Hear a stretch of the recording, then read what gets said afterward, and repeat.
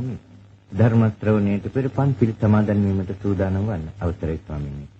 නමෝ තත් භගවතු වරහතු සම්මා සම්බුද්ධස්ස නමෝ තත් භගවතු වරහතු සම්මා සම්බුද්ධස්ස නමෝ තත් භගවතු වරහතු සම්මා සම්බුද්ධස්ස බුද්ධං සරණං ගච්ඡාමි බුද්ධං සරණං ගච්ඡාමි ධම්මං සරණං ගච්ඡාමි ධම්මං සරණං ගච්ඡාමි සංඝං සරණං ගච්ඡාමි සංඝං සරණං ගච්ඡාමි ဒ ුතියම්පි බුද්ධං සරණං ගච්ඡාමි ဒ ුතියම්පි බුද්ධං සරණං ගච්ඡාමි ဒ ුතියම්පි ධම්මං සරණං ගච්ඡාමි ဒ ුතියම්පි ධම්මං සරණං ගච්ඡාමි ဒ ුතියම්පි සංඝං සරණං ගච්ඡාමි ဒ ුතියම්පි සංඝං සරණං ගච්ඡාමි තතියම්පි බුද්ධං සරණං ගච්ඡාමි තතියම්පි බුද්ධං සරණං ගච්ඡාමි තතියම්පි ධම්මං සරණං ගච්ඡාමි තතියම්පි ධම්මං සරණං ගච්ඡාමි තතියම්පි සංඝං සරණං ගච්ඡාමි තතියම්පි සංඝං සරණං ගච්ඡාමි සරණ ගමනං සම්පුන්නං ආමභන්තේ පානාති පාතා වේරමණී සික්ඛාපදං සමාදියාමි පානාතිපාතා වේරමණී සික්ඛාපදං සමාදියාමි අදින්නාදානා වේරමණී සික්ඛාපදං සමාදියාමි අදින්නාදානා වේරමණී සික්ඛාපදං සමාදියාමි කාමේසු මිච්ඡාචාරා වේරමණී සික්ඛාපදං සමාදියාමි කාමේසු මිච්ඡාචාරා වේරමණී සික්ඛාපදං සමාදියාමි මුසාවාදා වේරමණී සික්ඛාපදං සමාදියාමි මුසාවාදා වේරමණී සික්ඛාපදං සමාදියාමි සුරාමීරය මජ්ජපමා දට්ඨානා වේරමණී සික්ඛාපදං සමාදියාමි සුරාමේරය මජ්ජපමාදත්තානා වේරමණී සික්ඛාපදං සමාදියාමි විතරණේන සද්ධින් පංචශීලං ධම්මං සාදුකං සුරක්ෂිතං කତ୍වා අප්පමාදේන සම්පාදේත ආමභන්තේ සාදු සමන්ත චක්කවාලේසු අත්‍රා ගච්ඡන්තු දේවතා සද්ධම්මං මුනි රාජස්ස සුනන්තු සග්ග මොක්ඛදං ධම්ම ශ්‍රවණ කාලෝ අයං භදන්තා ධම්ම ශ්‍රවණ කාලෝ අයං භදන්තා ධම්ම ශ්‍රවණ කාලෝ අයං භදන්තා නමෝ තස්ස භගවතු අරහතෝ සම්මා සම්බුද්දස්ස නමෝ තස්ස භගවතු අරහතෝ සම්මා සම්බුද්දස්ස නමෝ තස්ස භගවතු අරහතෝ සම්මා සම්බුද්දස්ස ධම්මචක්ඛං පවත්තේ තුං ගච්ඡාමි කාසිනං පුරං අන්ධ භූතස්මින් ලෝකස්මින් ආහං සං අමත දුන්දුභින්ති පින්වත්නි දැන් මේ ප්‍රකාශ කළේ අදට නියමිත මාතෘකාව වන බෝධිරාජ කුමාර සූත්‍රයට අයත් ගාථා ධර්මයක්. මේ ගාථාව ඇතුළු ගාථා කීපයකම තේරුම් සූත්‍රයේ මැද්දී විස්තර කරන්නට වෙන නිසා දැන් නිදාන කතාවෙන් දේශනාව ආරම්භ කරන්නටයි බලාපොරොත්තු වෙන්නේ. බුදුරජාණන් වහන්සේ බගුරට සුංසුමාරගිරියෙහි දේශ කලාවණෙහි විගදායෙහි වාසය කරන කාලයේදී මේ සූත්‍රය දේශනා කරන්නට සිදු වුණේ. ඒ ප්‍රදේශයේහි බෝධිරාජ කුමාර කියලා ප්‍රසිද්ධ කෙනෙකු හිටියා. එතුමා තමන්ගේ වාසයට ප්‍රාසාදයක් පනවා ගත්තා. ඒ අවස්ථාවේදී හැමත ප්‍රථම බුදුරජාණන් වහන්සේ ලවා මේ ප්‍රාසාදය පරිභෝග කරවන්නට ඕන කියලා අදහස් කළ බෝධිරාජ කුමාරයා නියෝජිතයෙකු පිටක් කළා. සංජිකා පුත්‍ර නැමැති තැනැත්තා පිටක් කළා බුදුරජාණන් වහන්සේට ආරාධනා කිරීමට. එදා ඒ බඳු ආරාධනාවක් කරන්නට දූතයෙකු යවනකොට අනුගමනය කළ චාරිත්‍ර විධි වගයක් තිබුණා. ඒ අනුව බෝධිරාජ කුමාරයා සංජිකා පුත්‍රට කීවා යන්න බුදුරජාණන් වහන්සේ මුණ ගැසෙන්න පළමු කොට මාගේ නාමයෙන් බුදුරජාණන් වහන්සේගේ පාදමූලයේ වැටි නමස්කාර කරන්නට. පුරාණ චාරිත්‍රානුකූලව වසඟ පිහිටුවා වැඳීම අදත් ශ්‍රද්ධාවන්තයන් එය හොඳට සපුරනවා. බුදු ධර්මයේ අනුව පිළිගත් වන්දනා ක්‍රම වලින් වසඟ පිහිටුවා වැඳීම ප්‍රධාන තැනලා ගන්නට ඕන. එහෙම බැරි අවස්ථාවලදී උත්කුටකයෙන් අන්තියාගෙන බඳපු බවත් උත්කුටක වාදිය විනය කර්මාදියට අනුමත කළ බවත් ධර්මයේ සඳහන් වෙනවා. ඇතැම් අවස්ථාවලදී බ්‍රහ්ම නමස්කාරයෙන් බ්‍රහ්මයා නමස්කාර කරන විදියට එක දනක් පොළවට තබා අනිත් දන නමා කරන නමස්කාරයේ තිබුණා. මුත් බහුල වශයෙන්ම තිබුණේ වසඟ පිහිටුවා වැඳීමයි. ඒ අදත් සිදු කරන අතර ඇතැම් දෙනා ඒ හරියට දන්නේ නැති නිසා අසනීපයක් අමාරුවක් නැතුවත් වසඟ පිහිටුවා වැඳීමක් නැතුව තුනුරුවන්ට පිටගෙනත් වඳින බවක් පේනට තියෙනවා. අසනීපයක් වයෝවෘද්ධකමක් වෙන අමාරුවක් නම් එසේ කිරීමේ වරදක් නැතත් එහෙම නැත්නම් කරන වැඩේ සකසා සපුරා කරන්නට නම් වන්දනාව සකසා සපුරා කරන්නට නම් වසඟ පිහිටුවා වැඳීම තමයි හොඳම පිළිවෙල. ඒ අනුව වසඟ පිහිටුවා වැඳලා බුදුරජාණන් වහන්සේගේ සැප දුක් අහලා බුදුරජාණන් වහන්සේට මා වෙනුවෙන් මේ ආරාධනාව කරන්නට කියලා පිටත් කළ යවුවා. ඒ තැනත්තා ඉහිලා බුදුරජාණන් වහන්සේගේ පාදමූලෙහි වසඟ පිහිටුවා වැඳලා රජතුමා රාජකුමාරයා වෙනුවෙන් බෝධිරාජ කුමාරයා වෙනුවෙන් කරන වන්දනාව බව ප්‍රකාශ කළා. එතුමාගේ නියමයේ පරිදි බුදුරජාණන් වහන්සේගේ සැප දුක් විචාරණය කරලා මේ දානීයට ආරාධනා කළා. බුදුරජාණන් වහන්සේ පිළිගත්තා සංඝයාත් එක්ක වැඩම කරවන්නට. බෝධිරාජ කුමාරයා දානීය පිළියෙල කරලා උණු සතුටින් බුදුරජාණන් වහන්සේ වැඩම කෙරෙව්වා. එහි උඩට යන්නට තිබුණු තරප්පිය මුල වටිනා පාවඩයක් දමා තිබුණා. බෝධිරාජ කුමාරයා දරුවන් නැත්තෙකු හැටියටයි ප්‍රකාශ වන්නේ. මා දරුවන් බලාපොරොත්තු වුණා. දරුවන් නොලැබෙන නිසා මේ අවස්ථාවේදී එතුමාගේ හිතේ අදහසක් ඇති වුණා, ප්‍රාර්ථනාවක් ඇති කරගත්තා. මට දරුවන් නැහැ. දරුවන් ලැබෙනවා නම් ඒකට ලකුණක් වශයෙන් බුදුරජාණන් වහන්සේ මේ වටිනා පාවඩේ පාගා උඩට යනවා ඇති කියලා. එහෙම අදහසක් ඇතුව ඒ දාලා තිබුණ නිසා බුදුරජාණන් වහන්සේ තෙන්ට ගිහිල්ලා නැවතුණා. උන්වහන්සේගේ නුවණැසින් බැලුවම එතුමාට දරුවන් ලැබීමේ වාසනාවක් නැති බව වැටහිලා උන්වහන්සේ ඒ ඉවත් කරන්නට කියලා ප්‍රකාශ කළා. බෝධිරාජ කුමාරයා ඒ ඉවත් නොකර ඉන්නකොට බුදුරජාණන් වහන්සේ අනන්තමහා හිමියන් වහන්සේ දෙස බැලුවා. උන්වහන්සේ බෝධිරාජ කුමාරයාට කියලා ඒ ඉවත් කෙරෙව්වා. අටුවාචාරීන් වහන්සේ ඒ කාරණේ විස්තර කරන්නට ගිහිල්ලා බෝධිරාජ කුමාරයාට දරුවන් නැතිවීමේ හේතුව පෙන්වලා තියෙනවා. එතුමාත් මේ බිරිඳත් ඉස්තර ජාතියකට එක පෞල් ජීවිතයක් ගත කරන අතර කුඩා සතුන් ඇතිකුලන්ගේ පැටියන් සම්බගෙන කාපු අකුසල කර්මයේ නිසාය කියලා පෙන්වලා තියෙනවා. එහෙම වෙන්නටත් ඉඩ තියෙනවා. ඒ පුරාණ සිද්ධීන් අනුව බලනකොට ඒ විදිහේ දේ කළාම එහෙම අයට එහි අනිෂ්ඨ විපාක වශයෙන් වනුදේ සිද්ධ වෙන්නට පුළුවන්. ඒ සමහර අය ජාතිස්මත් ඥානය ඇති වෙලා කියාපු කතාවලත් ඒ වගේ සිද්ධීන් තියෙනවා. කෙනෙකුට පිහියෙන් යනලා මරුවා. ඒ හරියට පිහිය යන්න ලැපැත්තේ එක තැනක ඒ තැනත්තා උපදිනකොටම සිදුරක් ඇතුවයි උපන්නේ.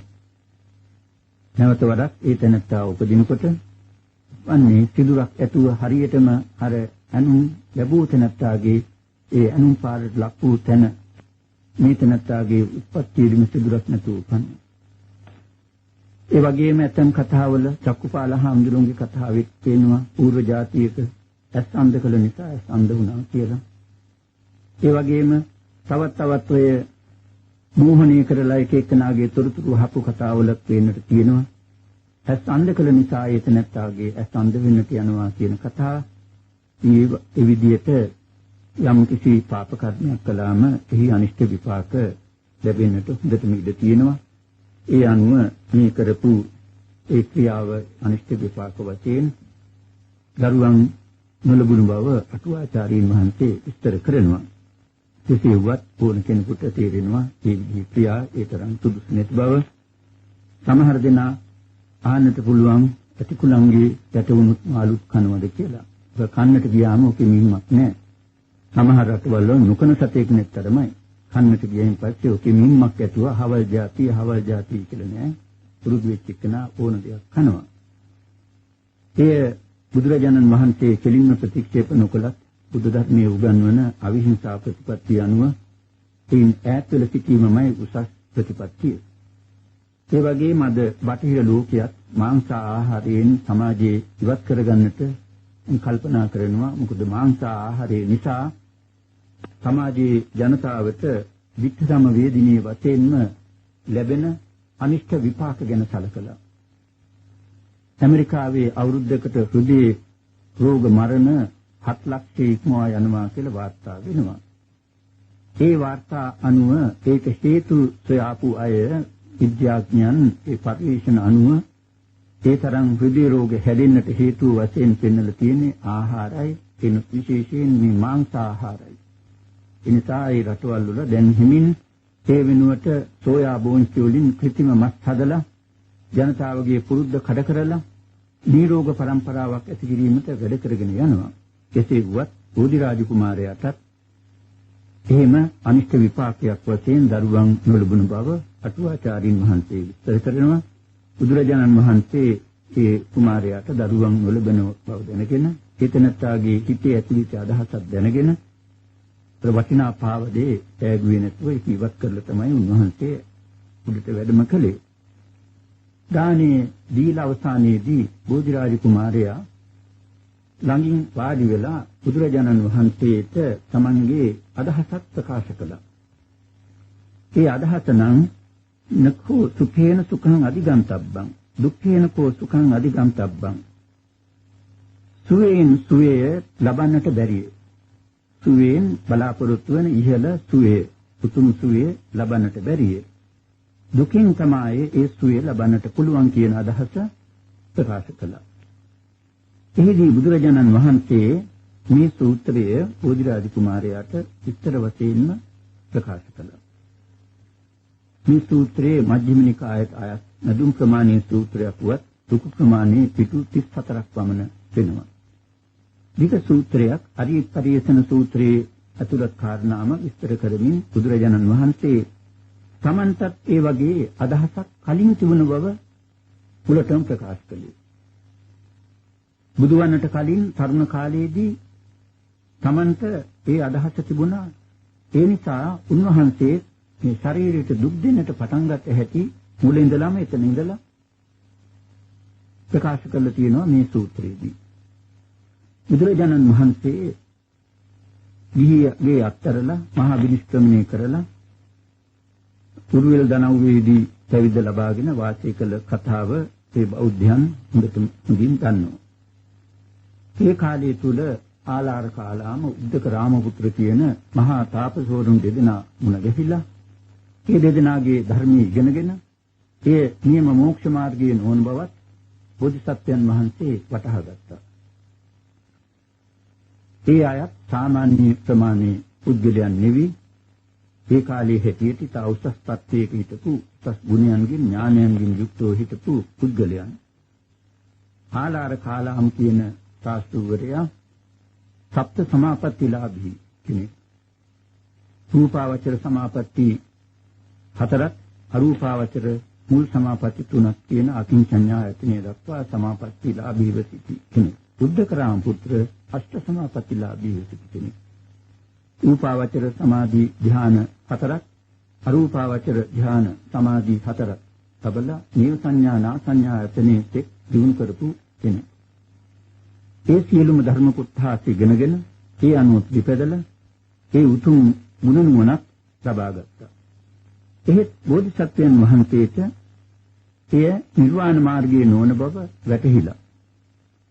තවත් ඉදිරියට යන්නට ඕන නිසා උරුවෙල් දනව්වටම පැමිණියා. උරුවෙල් දනව්වේදී පස්වග තවුසන් මුණ ගැසුණා.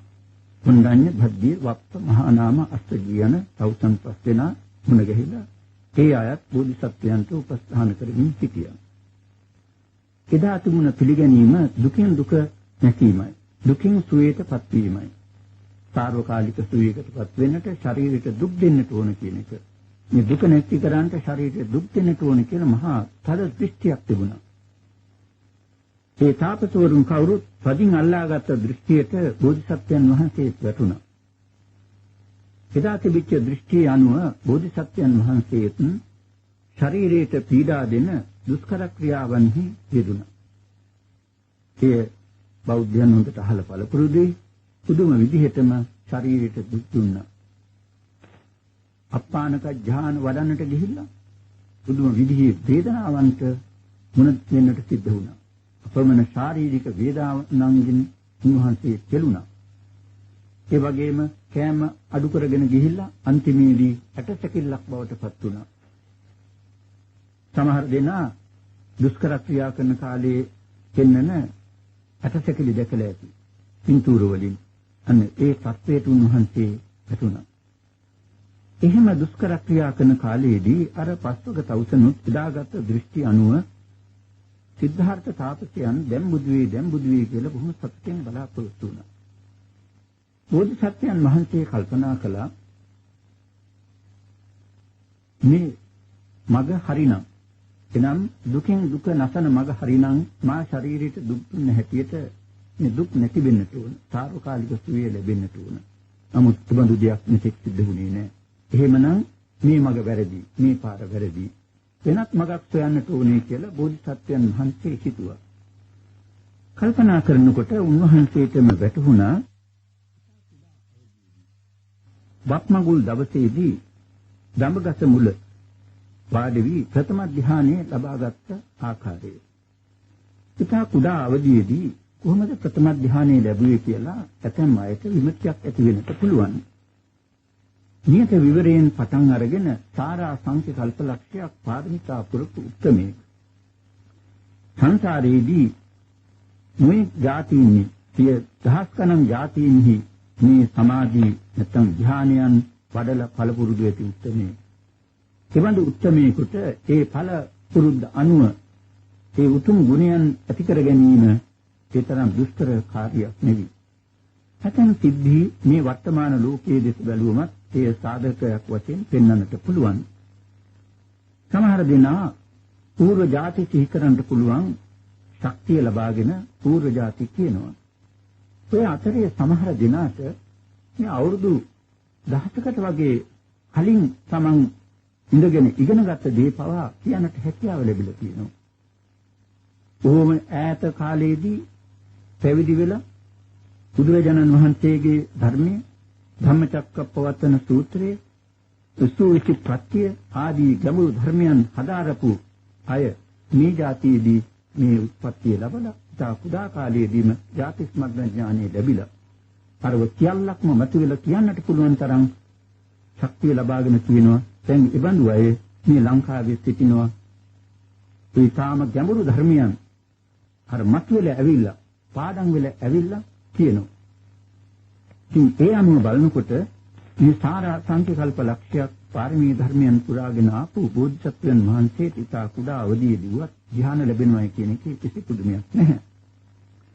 ඒ මතක් කරලා උන්වහන්සේ හිතුවා බෝධිසත්වයන් වහන්සේ හිතුවා ඒ මඟ තමයි මා ගන්නට ඕන. අර දුෂ්කර වෘත අත්හැරියා. අත්හැරියම මොකද වුණ සිද්ධිය? අර පස්වග තවුසන් බෝධිසත්වයන් වහන්සේ කෙරෙහි කලකිරුණා. අපේ අය මොකද හිතට ගන්නට ඕන දෙයක් දෘෂ්ටි වලට බුද්ධිය යට වෙනවා කියන එක. දෘෂ්ටි මහ පුදුම જાතියක දෙයක්. අල්ලගත්තයින් පස්සේ දිමිය අල්ලගත්ත වගේ දෙහිසින් අත්තරවන්ට බෑ. දිමිය අල්ලගත්තම බෙල්ල කඩල යනකම්මත් දිමිය අල්ලගත්ත එක අල්ලපු හේම ඉන්නවා. ඒ වගේ ඔය දෘෂ්ටි අල්ලගත්තයින් පස්සේ පුදුම විදිහට ඒකම අල්ලගෙන ඉන්නවා වෙනස් කරන්න බැරුව.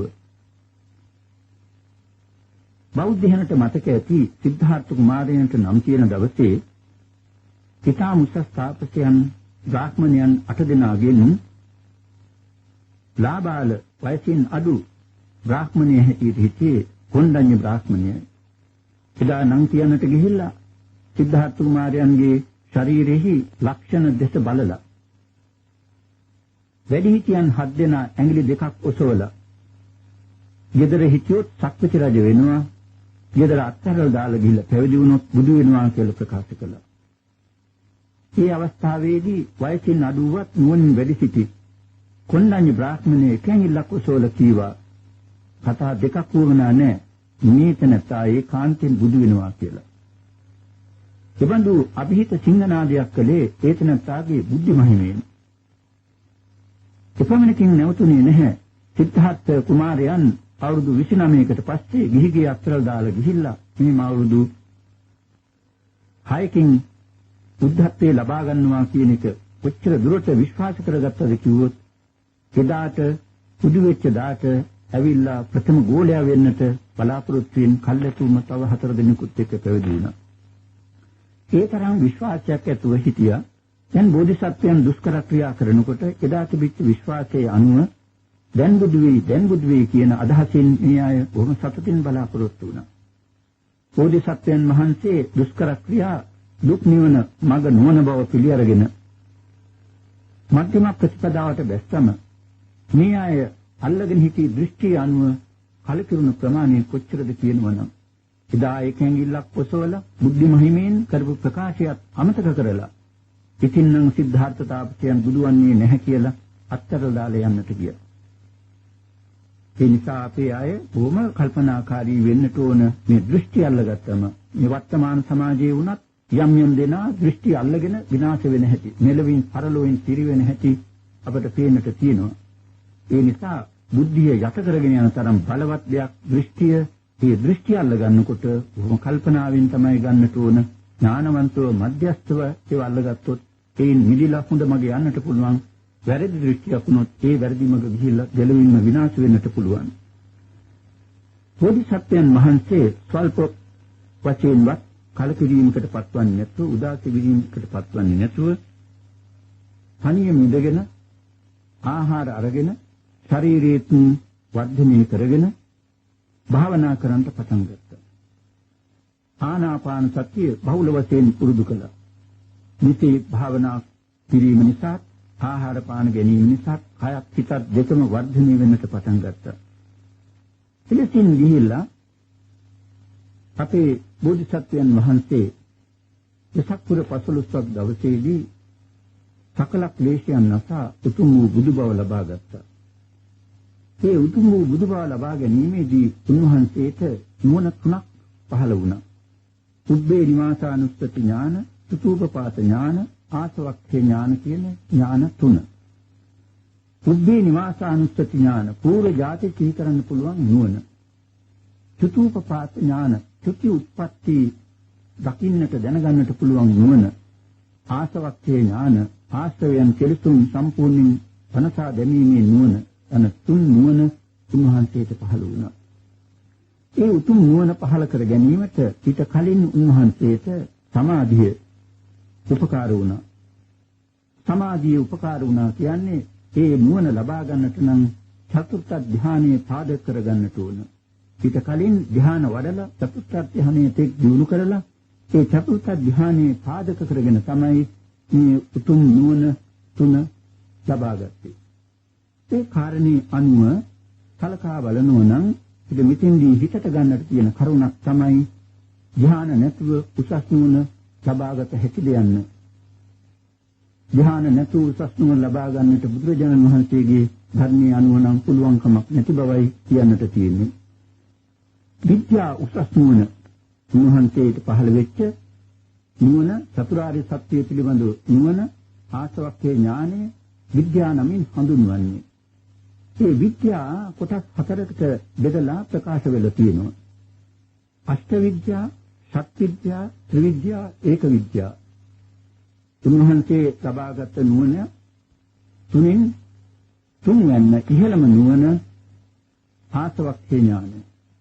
අනිත් නුවණ වෙන සමයවල ලබා ගන්නට පුළුවන්.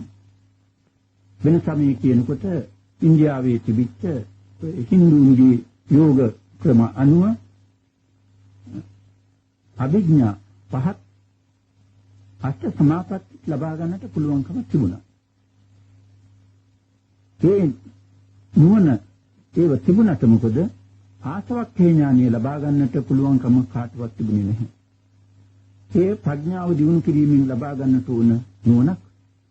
ඒ නිසා ඒ විද්‍යාවන් අතර ඉහළම නුවණ ආසවක්ඛේ ඥානය. ආශ්‍රවයන් ක්ලේශයන් නැති කරලා දාන නුවණයි.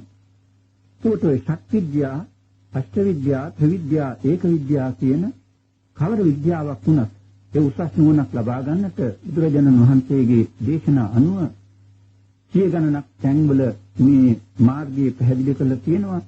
ඒ හැම තැනකම අෂ්ට විද්‍යාවට හෝ, ශත් විද්‍යාවට හෝ, ත්‍රිවිද්‍යාවට හෝ, ඒක විද්‍යාවට හෝ චතුර්ථ ධානයේ පාදක කරගත යුතු බව පෙන්වලා තියෙනවා.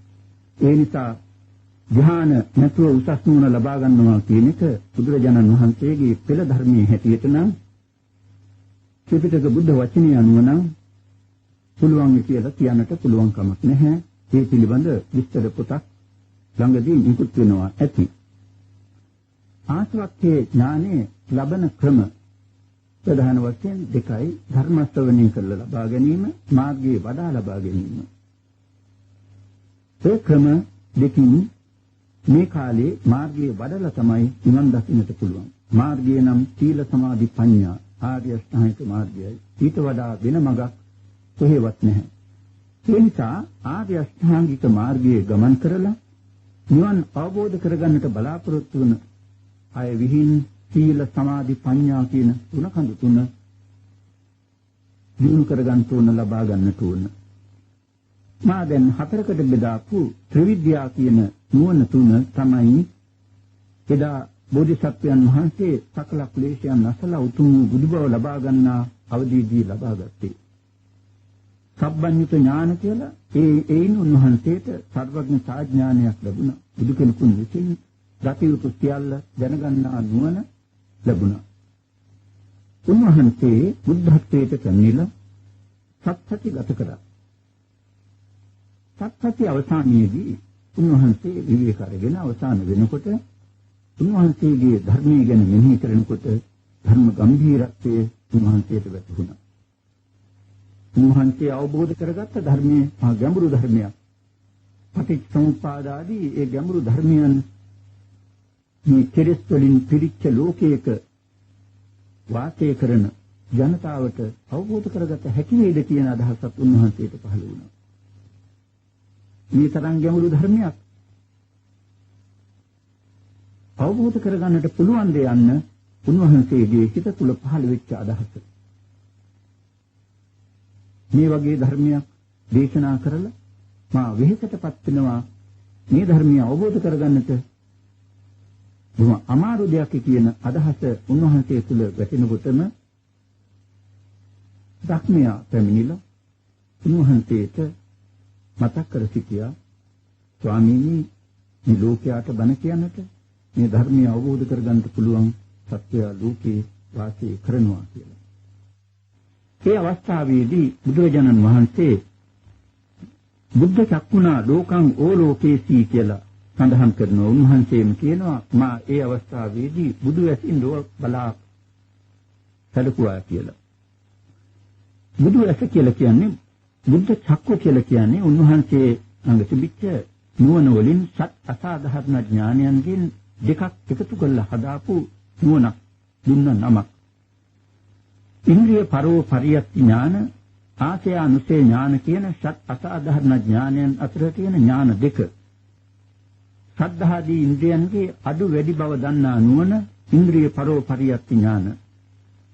ආසය අනුසේ සත්වයන්ගේ సంతානී පවත්නා කෙලෙස් ආසයත් අදහසුත්.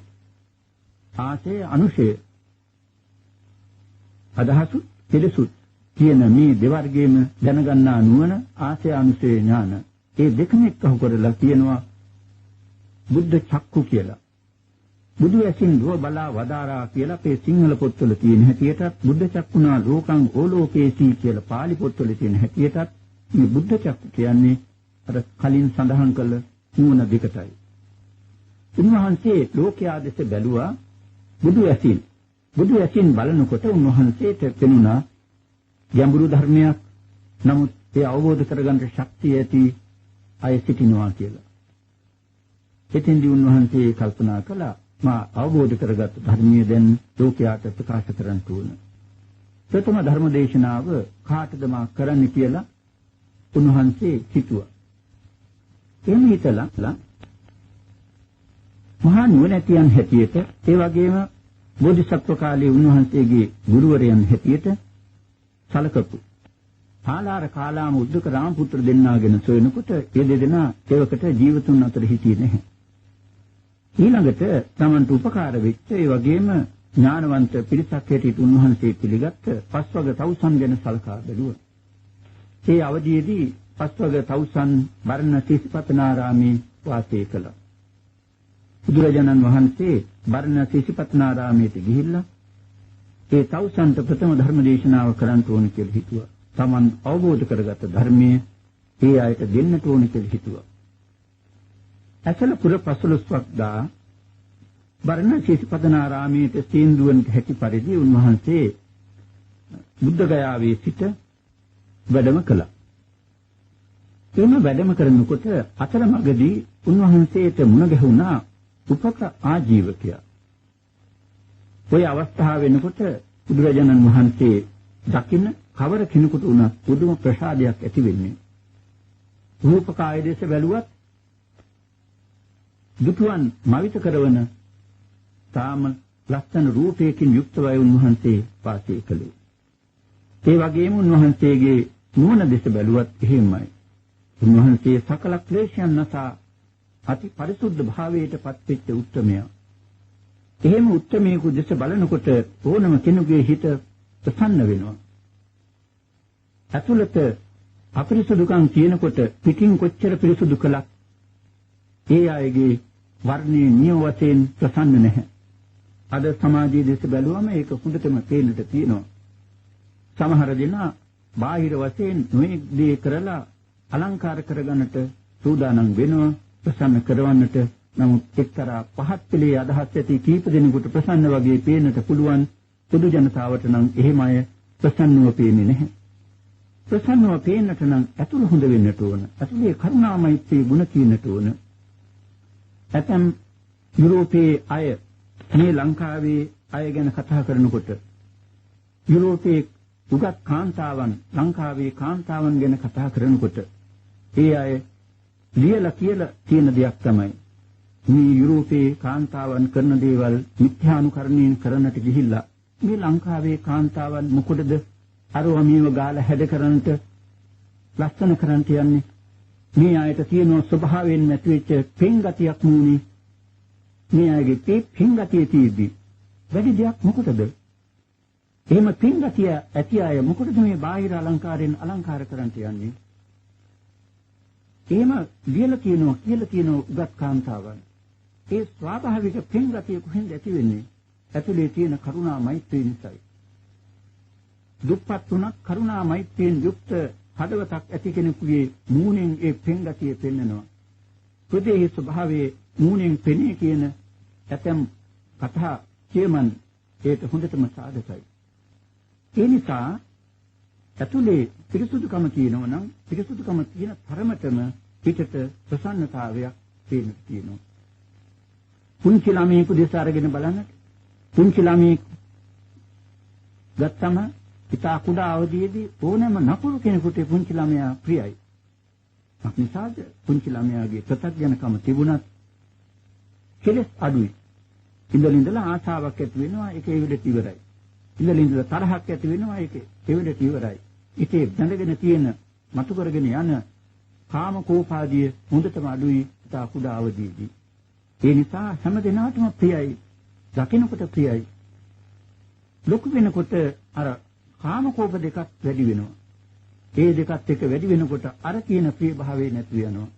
පිටින් කොච්චර හැඩකලත් අර පහත් පෙළේ අදහස් ඇති අයට නිකම් පෙනුනත් ලස්සනක් වගේ හොඳට නුවණින් කල්පනා කරන කෙනෙකුට නම් ඒක ලස්සනක් හැටියට පේන්නේ නැහැ. විකාරයක් පිළිලුවක් හැටියටයි පේන්නේ. බුදුරජාණන් වහන්සේ සකල ක්ලේශයන් නසාපු උත්තමයා. ඒ නිසා උන්වහන්සේ දෙස බලනකොටම බොම අගේ ඇති ප්‍රසන්න රූපයක් දකින්නට ලැබෙනවා නම් ඒකේ කිසිම පුදුමයක් නැහැ. මේ බෞද්ධයන් දන්නවා ලෝකයේ දෙස බලනකොට ආගමික සංකේත වශයෙන් අරගත්තම බෞද්ධයනට තියෙන සංකේතය වගේ වටිනා සංකේතයක් ලෝකේ කාටවත් නැහැ. සමහරුන්ට තියෙන සංකේත පිටට අරගෙන පෙන්වන්නට විදිහක් නැහැ. සමහරුන්ගේ සංකේත ඒ වගේම මහා සභාවේදී කියාපාන්නට විදිහක් නැහැ.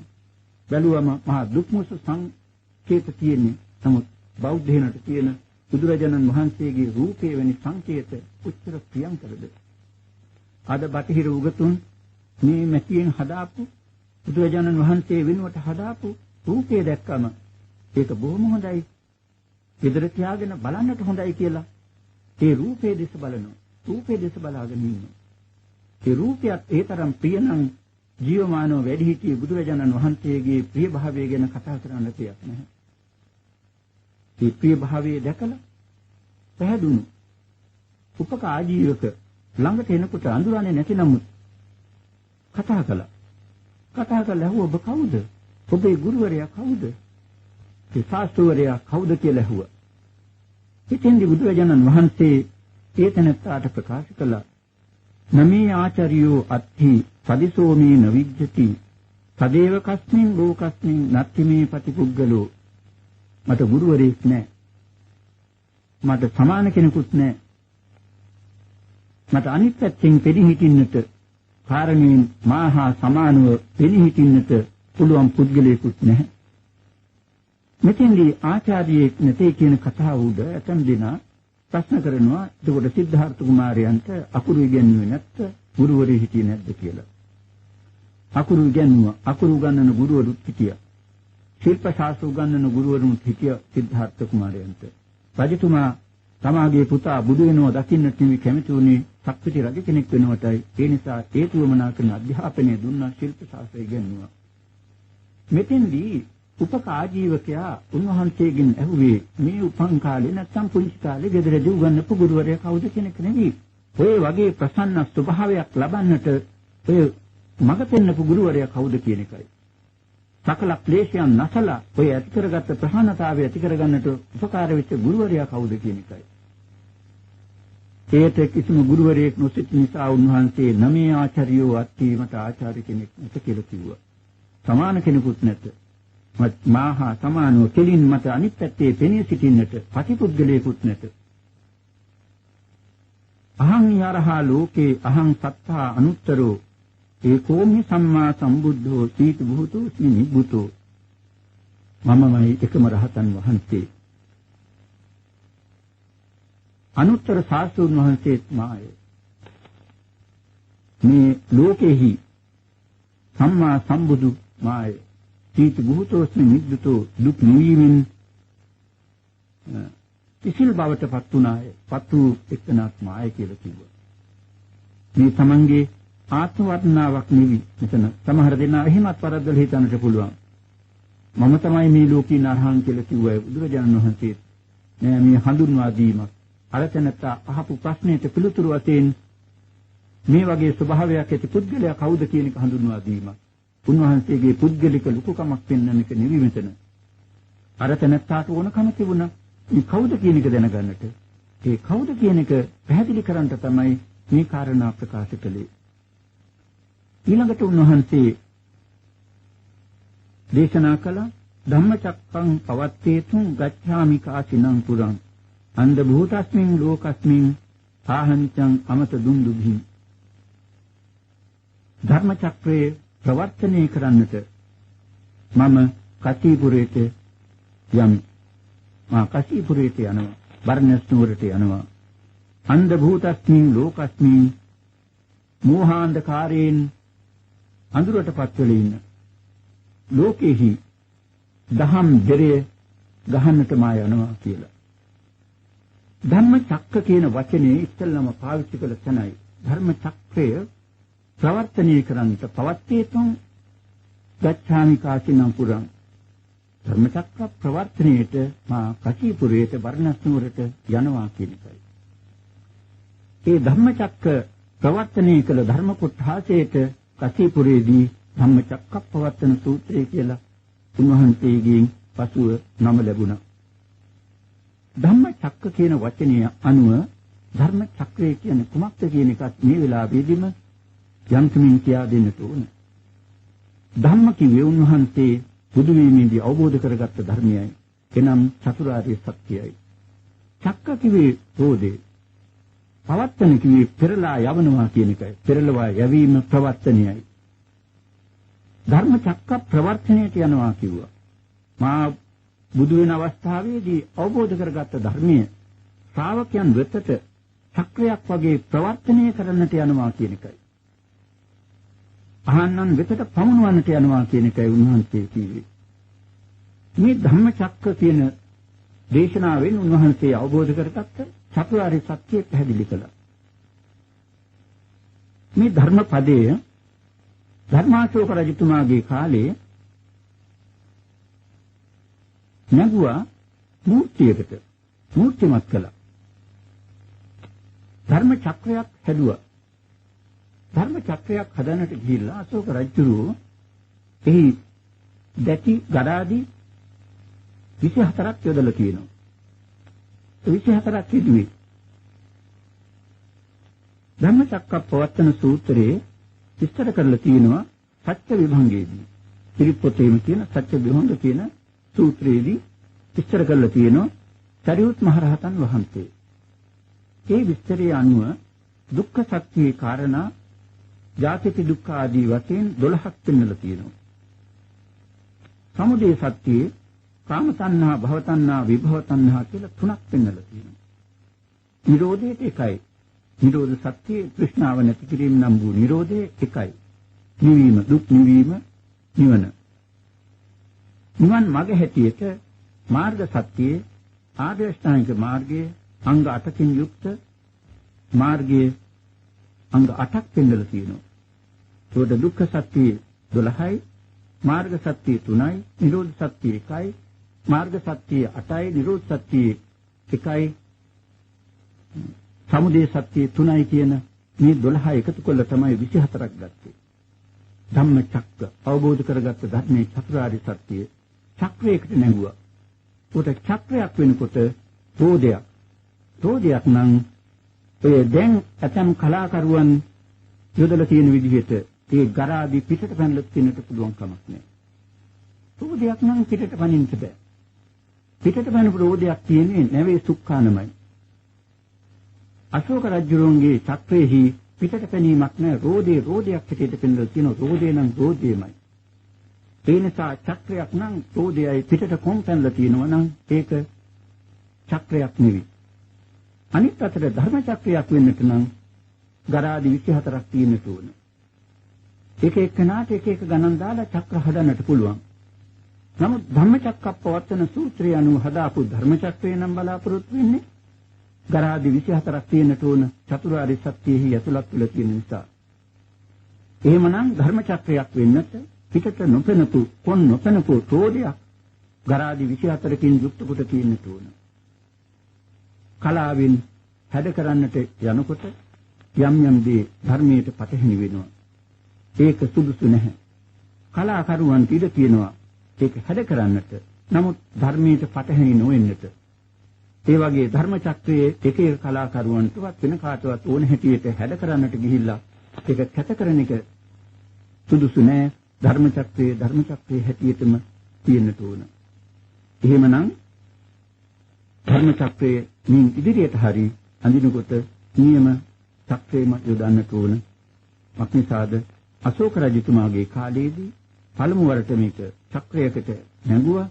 ඒ චක්‍රයේ රෝදයක් හැටියට තියෙනවා ගරාදි 24කින් යුක්ත කළා. කවුරුන් හෝ වේවා ධර්ම චක්‍රය ගන්නව නම් ඒ ගරාදි 24කින් යුක්ත චක්‍රේම ගන්නට ඕන. එහෙම නැත්නම් ධර්ම චක්‍රයක් වන්නේ නැහැ. මේ මෙතෙන්දී ඒ විදිහට මුලදිම පාවිච්චි කළා. ධම්මචක්කං පවත්තේතුං ගච්ඡාමි කාසිනං පුරං. ධර්මචක්ක ප්‍රවර්තනයේ සඳහා කසීපුරයට බර්ණස් නුවරට යමි කියන එකයි. එලෙසින් උන්වහන්සේ ප්‍රකාශ කළාම අර තැනත්තා එඩි ගන්නකට ගත්තේ නැහැ. තම විහිළුවට වගේ අරගෙන යන්නට ගියා. බුදුරජාණන් වහන්සේ බර්ණස් කරා ගමන් කළා. බර්ණස්ට ගිහිල්ලා උන්වහන්සේ පස්වග තවුසන් මුණ ගිහිල්ලා ඒ පස්වග තවුසන්ට තමන් අවබෝධ කරගත් ධර්මයේ ධර්ම චක්කප්‍රවර්තනය කළා. පස්වග තවුසන් මා කලින් සඳහන් කළ විදිහට මහත් දැඩි විදිහට දෘෂ්ටි අල්ලගෙන සිටියා දුකින් දුක නැසන මඟ. ඒ නිසා බෝධිසත්වයන් වහන්සේ මේ තේමග අත්තර දාලා බුද්ධත්වයට පැමිණිලා මේ ආයත බණ කියන්නට එනකොටත් ඈතදීම දැකලා මේ ආය කල්පනා කළේ. උන සිද්ධාර්ථ තාපසයන් මඟ අත්හැරලා වැරදි මඟ ගිහිල්ලා උන එනවා නිකම්ම ආයෙත් අපිම උපස්ථාන ලබන්නට. අපි පිළිගන්නට ඕනත් නැහැ, සලකන්නට ඕනත් නැහැ. වැදගත් පෞලක කෙනෙක් නිසා ආසනයක් මමනක් දෙමු කියලා. නමුත් උන්වහන්සේගේ ගුණානුභාවයක්, ඥානානුභාවයක් නිසා උන්වහන්සේ ලං වෙනකොට මේ පස්වග තවුසන්ට ඒ කතිකාවේ පිළිගන්නට පුළුවන්න්නේ නැහැ. ඒ අය ඇවිල්ලා පිළිගත්තා. ආසනයේ පනවල වඩා හිඳිවුව ප්‍රස්ථාන කළා. ඊට පස්සේ කතා කරනකොට බුදුරජාණන් වහන්සේට අර පරණ පුරුදු කාලෙට ආවුසෝ වාදයෙන් කතා කළා. සමාන ආයත කතා කරන වාදයෙන් කතා කළා. එතෙන්දී උන්වහන්සේ බුදුවරයන්ට හිම කතා කිරීම සුදුසු නැති බව පැහැදිලි කළ දුන්නා. නමුත් ඒ අය බුදු බව පිළිගන්නට සූදානම් වුණේ නැහැ. අන්තිමේදී බුදුරජාණන් වහන්සේ ප්‍රකාශ කළා මා මෙච්චර කාලයක් ආශ්‍රය කළා නේද? ඒ කාලය තුල එකම දවසක්වත් මා නිකම් බොරුවට මා බුදු නැහැ කියලා හිම කිව්වද කියලා. එහෙම කියමනක් මා කීවද? නිකම් කියමනක් කීවද? මේ අය කල්පනා කළා කිසි විටක බන්දක් කියලා නැහැ. එහෙමනම් අද මා බුදුන් කියනවා. මා අද මා බුදුන් කියන්නේ චතුරාර්ය සත්‍ය අවබෝධයෙන් ද්වාදසාකාර ඥානෙ ලබාගෙන මා සකල ක්ලේශයන් නැසල බුද්ධත්වයට පත් වුණ නිසායි මා බුදුන් කියන්නේ කියලා කරුණ ඉදිරිපත් කරාම මේ අය ධර්ම ශ්‍රවණයට සූදානම් වුණා. එම ධර්ම ශ්‍රවණය කළා. උන්වහන්සේ අවබෝධ කරගත චතුරාර්ය සත්‍ය ධර්මයේ අසන්නන්ගේ సంతානයේ පිහිටෙව්වා. ප්‍රථම වරට කොණ්ඩඤ්ඤ තාපසයන් සෝවාන් වුණා. සත්‍ය අවබෝධය කරගත්තා. උන්වහන්සේගේ ධර්ම චක්ක ප්‍රවර්තනයේ සාර්ථක වුණා. අවබෝධ කරගත් ධර්මයේ රෝදයක් වගේ අසන්නාගේ సంతානයේ වෙතට යවුවා. එය ඒතනත්තාගේ సంతානයේ පිහිටීමෙන් සෝවාන් වුණා. මෙලෙසින් කතා කරලා ක්‍රියා කරලා උන්වහන්සේ වැඩ ඉන්න කාලයේදී තමයි උන්වහන්සේ මේ බෝධිරාජ කුමාරයා වුණ ගිහිලා මේ ධර්මයේ දේශනා කරන්නට සිද්ධ වුණේ. ඊළඟට බෝධිරාජ කුමාරයාගේ තවත් ප්‍රශ්නයක් තිබුණා.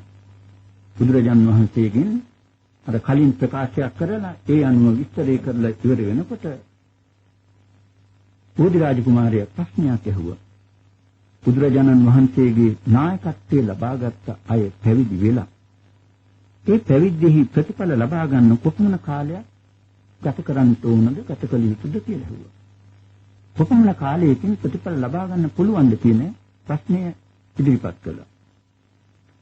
එතෙන්දී බුදුරජාණන් වහන්සේ ප්‍රකාශ කළා යම් කිසිවෙකුට මෙන්න මේ කාරණා පහ තියෙනවනම් පංච ප්‍රධානියංග නමින් උන්වහන්සේ අදහස් කරපු කාරණා පහ තියෙනවනම් ප්‍රධානියංග කියන කරුණු පහ ඒක නැත්තාට ඒ තමන් වඩාපු ආකාරයේ හැටියට මේ ධාතියදීම ප්‍රතිඵල ලබා ගන්නට පුළුවන් කියලා. මොනවද ඒ කරුණු පහ? සද්දෝ හෝති සද්ධාති තථාගතස්ස බෝධි. සද්ධාව ඇතිකම තථාගතයන් වහන්සේගේ බුදු බව බෝධිය චතුරාර්ය සත්‍ය පිළිබඳ ඥානය අදහන පිළිගන්නා අය ශ්‍රද්ධාව තියෙන තෝරන ශ්‍රද්ධාව තියෙන කෙනෙකුට තමයි මේ බුද්ධ ධර්මයෙන් නියම ප්‍රයෝජන ගන්නට පුළුවන්. එහෙම නැති අයටත් මේකේ නොයි කාරණා තියෙන නිසා අනියම් ප්‍රයෝජන ලැබෙන්න පුළුවන්. නියම ප්‍රයෝජනේ නම් සතර දුක් නැති කරලා උතුම් නිවන් අවබෝධ කර ගැනීමයි. ඒ නම් ශ්‍රද්ධාව නැති කෙනෙකුට පුළුවන් කමක් නැහැ. ඒ නිසා ශ්‍රද්ධාව ඇති කරගන්න ඕන. ශ්‍රද්ධාව කොපමණ අවශ්‍යද කියන එක පෙන්වන්නට ගිහිල්ලා බුදුරජාණන් වහන්සේ දීපාකාරයකින් දක්වලා තියෙනවා. ශ්‍රද්ධාව බීජයක් හැටියට ශ්‍රද්ධා බීජයෙන් තමයි අනිත් අතුපතර හැදිලා තමන් බලාපොරොත්තු වන ප්‍රතිඵල ලබා ගන්න කියලා. තවත් තැනකදී ඇතාගේ හොඬ වලට උපමා කළා. ඇතාට ලොකු කකුල් හතරක් තියෙනවා, ලොකු ඔළුවක් තියෙනවා. ඒ වගේම ලොකු කඳ බඩක් තියෙනවා. ඒක කොපමණ ලොකුවට තිබුණත් හොඬ වලක් නැත්නම් තමාට වැඩක් ගන්නටත් බෑ, අනුන්ට වැඩක් සලසා දෙන්නටත් බෑ. ඒ නිසා ඇතාගේ හොඬ වැලේ වගේ ශ්‍රද්ධාව නැත්නම් මේ බුදු ධර්මෙහි කොච්චර හොඳ ප්‍රතිපත්ති තිබුණත් ඒ තමන්ට වැඩක් ගන්නටත් බෑ, අනුන්ට වැඩක් සලසා දෙන්නටත් බෑ. ශ්‍රද්ධාවෙන් යුක්ත වන්නට කිව්වා. දී පැවිදි අප හැමදෙනාම ශ්‍රද්ධාවෙන් යුක්ත වන්නට ඕන. ශ්‍රද්ධාවන්තයා හඳුනගන්නේ කොහොමද? ශ්‍රද්ධාව කියන එක කෙනෙකුගේ సంతානයේ තියෙන සෝභන ගතිය. චෛතසිකය. හඳුනා ගන්නට ලකුණු කීපයක් බුදුරජාණන් වහන්සේ දේශනා කළා. දස්සන කාමෝ සීලවතං සද්ධම්මං සෝතු මිච්ඡති විනය්‍ය මච්ඡේර මලං තවේ සද්ධෝති උච්චති. සීලවන්ත ගුණවන්තයන් දකින්නට කැමැත්ත. ඒ වගේම බණ අහන්නට කැමැත්ත. මසුරු මල දූ කරගත්ත බව. ඒ ශ්‍රද්ධාවන්තය අඳුරගන්න හැටි.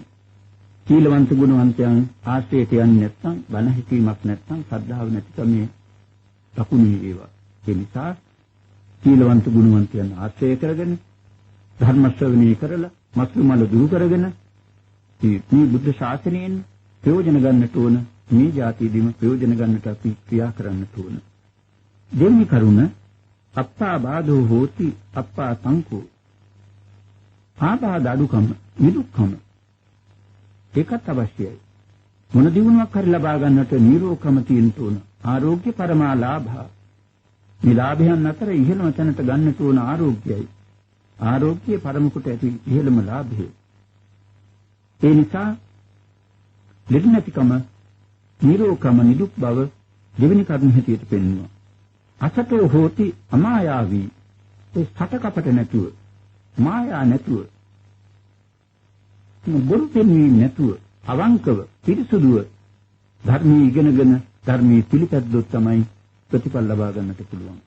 නිකන් සටකපට ස්වභාවයෙන් ලාභ ප්‍රයෝජන කීර්ති ප්‍රශංසා බලාපොරොත්තු වෙන මේ බුද්ධ ධර්මයේ සමාගයේ ජීවිතයට සම්බන්ධ කරගන්නට උත්සාහ ගත්තත් ඒක හරියන්නේ නැහැ. ප්‍රතිඵලක් ලැබෙන්නේ නැහැ. ඒ නිසා සටකපටකම් නැති, මායා නැති, පිරිසුදු අවංක පුද්ගලයන් වෙන්නට ඕන. හතරවෙනි කරුණ ආරද්ධ විරියෝ හෝති. අකුසලානං ධම්මානං පහනාය කුසලානං ධම්මානං උප්පාදාය. පටන් ගන්නා ලද වීර්ය ඇති කෙනෙක් වෙන්නට ඕන. තුමක් සඳහාද ප්‍රධාන වශයෙන් මේ ශාසනයෙන් ප්‍රයෝජන ලබා ගැනීම, ඉහළම ප්‍රයෝජනෙ ලබා ගැනීමට කුසල ධර්මයන් වැඩි දියුණු කිරීමත්, අකුසල ධර්මයන් නැති කිරීමත්. අකුසල ධර්මයන් නැති කිරීම සඳහා කුසල ධර්මයන් ඉපදවීම සඳහා වැඩ වෑයම් කිරීම කියලා. පඤ්ඤා හෝති උදයබ්බේ ගාමිනියා පඤ්ඤාය සමන්නාගතෝ. පඤ්ඤා හෝති නුවණැති උදයත්ථගාමිනී. උදේවැය සලකන ඇතිවීම නැතිවීම සලකන නුවණින් යුක්ත වීම කියන මෙන්න මේ කාරණා පහ හොඳට කෙනෙකු ළඟ තියෙනවා නම් ඒක නැත්තා මේ කාරණා පහෙන් දිනු වුණු තරමට සත්‍ය අවබෝධය ලං වෙනවා. සමහර විට අවුරුදු ගණනකදී වෙන්න පුළුවන්, සමහර විට හොඳටම දිනුනොත් එක දවසකදී සත්‍ය අවබෝධය ලබන්නට පුළුවන් කියලා බුදුරජාණන් වහන්සේ බෝධිරාජ කුමාරයාට ප්‍රකාශ කළා. ඉතින්දී බෝධිසා රාජකුමාරයා බොහොම සතුටු වුණා. සතුටටපත් වෙලා අහෝ බුද්ධෝ අහෝ ධම්මෝ අහෝ සංඝෝ කියලා බොහොම ප්‍රීති වාක්‍ය පැවැත්තුවා. එතෙන්දී සංජිකා පුත්‍රයා කියනවා ප්‍රීති වාක්‍ය පවත්වන්නේ මේ තෙරුවන් සරණ යන්නට ඕන කියලා. ඒ වෙලාවේදී බෝධිරාජ කුමාරයන් තමන් අහපු කරුණු දෙකක් මතක් කරලා දුන්නා. එක් කරුණක් මෑණියන් කියලා කියනවා ඒ බෝධිරාජ කුමාරයන් කුසේ ඉඳිද්දී බුදුරජාණන් වහන්සේ හමුවන්නට ගිහිල්ලා තෙරුවන් සරණ ගත කරා කියලා. යත් සරණින් සරණ ගියා කියලා. එතකොට මා කුසේදීම සරණ ගිහිල්ලා තියෙන්නේ. අලුතෙන් අමුතුවෙන් මා සරණ යන්නට අවශ්‍යතාවයක් නැහැ. අපේ මෑණියන් ඒ වැඩේ කළා තියෙනවා. ඒකත් අපේ හොඳ බෞද්ධ චාරිත්‍රයක්. ඒක අද විද්‍යාඥයෝ පිළිගන්නවා. ඒ විදිහේ අදහස් ඇති කරාම කුඩා අවදීදීම මව කුසේදීම ඒවා වචනයක් පාසා තේරුම් නැතුණාට මොකද අදහස් වශයෙන් ඒ කුසේ ඉන දරුවාගේ මනසේ ගැබ් වෙනවා තැන්පත් වෙනවා කියලා. අද බටහිර විද්‍යාඥයෝ පරිශීලනය කළා කියනවා. මේ හොඳ සිරිත එදා තිබුණා. ඊළඟට බෝධිරාජ කුමාරයා කියනවා ඒ වගේම මා ඊට කුඩා අවදීදී මගේ කිරිමව්වරු බුදුරජාණන් වහන්සේ වෙතට එක්ක ගිහිල්ලා මා සරණගත කරලා තියෙන බව මා අහලා තියෙනවා. ඒ විදිහට මා දෙවරක් සරණගත වෙලා තියෙනවා. මා නැවත වරක් සරණගත වෙනවා. බුදුන් දහම් සංඝයා සරණ යනවා. අද ඉඳලා මා උපාසකයෙකු හැටියට පිළිගන්නටයි කියලා බුදුරජාණන් වහන්සේ ඉදිරියේ ප්‍රකාශ කළා. බෝධිරාජ කුමාර සූත්‍රයෙන් ගත යුතු ගත හැකි ප්‍රයෝජන ගන්නට මේ හැමදෙනාම අදිෂ්ඨාන කරගන්නට ඒ සඳහා බෝධිරාජ කුමාර සූත්‍රයේ වෙන සූත්‍ර ධර්මයන් තව තවත් හොඳට ඉගෙනගෙන ඒ සේවා තියෙන කාරණා ජීවිතයට සම්බන්ධ කරලා සිහියෙන් නුවණින් දිවි පවත්වමින් තමන් තුළ ඇති අගුණ දුර්වලකම් සොයා බලා ටික ටික නමුත් අඩු කරගෙන තමන් තුළ තියෙන තෝන ගුණ නුවණ ටික ටික නමුත් වැඩි දියුණු කරගෙන ඒ ගුණ ධර්මයන්ගේ හා මෙවඳු පුණ්‍ය ධර්මයන්ගේ බලයෙන් කාටත් උතුම් වූ නිවන් සුවත් වේවා කියා ප්‍රාර්ථනා කරන්න. ආකාශත්ථා ච බුම්මත්ථා දේවා නාග මහිද්దికා පුඤ්ඤන්තං අනුමෝදිත්වා චිරං රක්ඛන්තු ශාසනං. ආකාශත්ථා ච බුම්මත්ථා දේවා නාග මහිද්దికා පුඤ්ඤන්තං අනුමෝදිත්වා චිරං රක්ඛන්තු දේශනං. ආකාශත්ථා ච බුම්මත්ථා දේවා නාග මහිද්దికා පුඤ්ඤන්තං අනුමෝදිත්වා චිරං රක්ඛන්තු මං පරන්ති. ධර්මස්වනානිසංසයන් හේතු කොටගෙන උතුම් වූ නිවන් සුවත් වේවා කියා ප්‍රාර්ථනා කටයුතු.